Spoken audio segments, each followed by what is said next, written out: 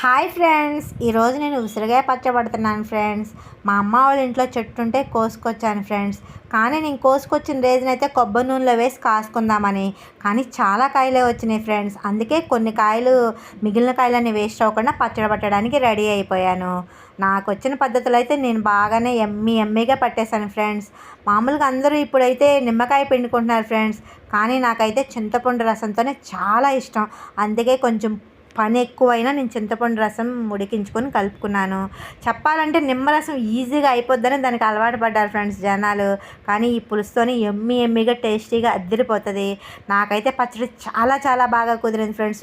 గుమ్మలాడిపోతుంది అది మెంతులు ఆవాల పొడి స్మెల్ అయితే. మరి మీ స్టైల్లో మీరు ఎలా పడతారు? నిమ్మరసం ఇష్టమా, చింతపండు పులుసు ఇష్టమా? కామెంట్ చేయండి ఫ్రెండ్స్.